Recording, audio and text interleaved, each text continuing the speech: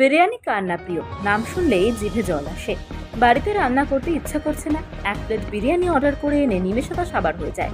তবে জানেন কি, আপনার এই স্বাদের বিরিয়ানিতেই মিশছে বিষ।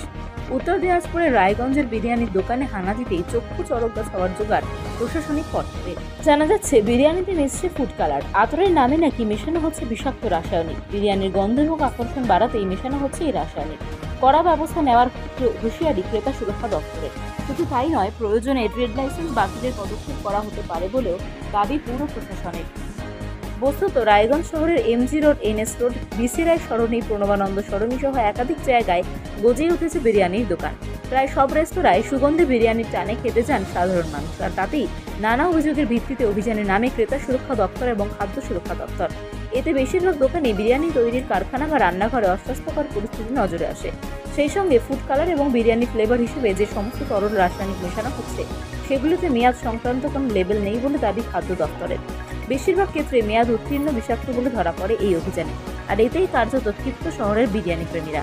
তাদের কথায় এই অভিযান বজায় রাখুক প্রশাসন, কড়া পদক্ষেপ করার দাবি জানিয়েছেন আমজনতা।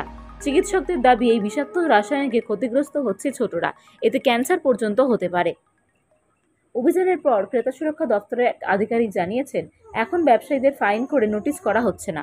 অনেককেই সতর্ক করেছি, কেউ এরপরও সাবধান হচ্ছে না। এরপর আরও কড়া পদক্ষেপ করা হবে। পাশাপাশি রায়গঞ্জের পুর প্রশাসকের দাবি, স্বাস্থ্য দপ্তরের সাথে পুরসভা অভিযান চালাবে। প্রয়োজনে ব্যবসায়ীদের ট্রেড লাইসেন্সও বাতিল করা হতে পারে। বিরিয়ানি কার না প্রিয়? নাম শুনলেই জিভে জল আসে। বাড়িতে রান্না করতে ইচ্ছা করছে না, এক প্লেট বিরিয়ানি অর্ডার করে এনে নিমেষে তা সাবার হয়ে যায়। তবে জানেন কি, আপনার এই স্বাদের বিরিয়ানিতেই মিশছে বিষ। উত্তর দিনাজপুরের রায়গঞ্জের বিরিয়ানির দোকানে হানা দিতেই চক্ষু চড়কগাছ হওয়ার জোগাড় প্রশাসনিক পর্যায়ে।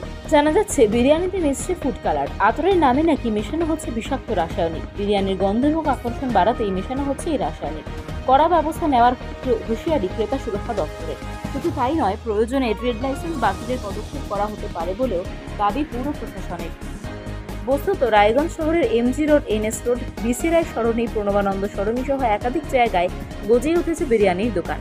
প্রায় সব রেস্তোরাঁয় সুগন্ধি বিরিয়ানির টানে খেতে যান সাধারণ মানুষ, আর তাতেই নানা অভিযোগের ভিত্তিতে অভিযানে নামে ক্রেতা সুরক্ষা দপ্তর এবং খাদ্য সুরক্ষা দপ্তর। এতে বেশিরভাগ দোকানে বিরিয়ানি তৈরির কারখানা বা রান্নাঘরে অস্বাস্থ্যকর পরিস্থিতি নজরে আসে।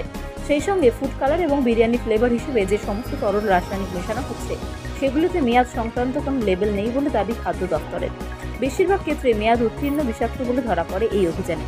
আর এতেই কার্যত ক্ষিপ্ত শহরের বিরিয়ানি প্রেমীরা।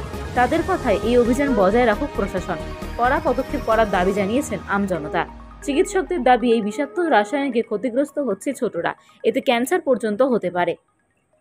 অভিযানের পর ক্রেতা সুরক্ষা দপ্তরের এক আধিকারিক জানিয়েছেন, এখন ব্যবসায়ীদের ফাইন করে নোটিশ করা হচ্ছে না।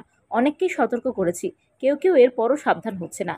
এরপর আরও কড়া পদক্ষেপ করা হবে। পাশাপাশি রায়গঞ্জের পুর প্রশাসকের দাবি, স্বাস্থ্য দপ্তরের সাথে পুরসভা অভিযান চালাবে। প্রয়োজনে ব্যবসায়ীদের ট্রেড লাইসেন্সও বাতিল করা হতে পারে।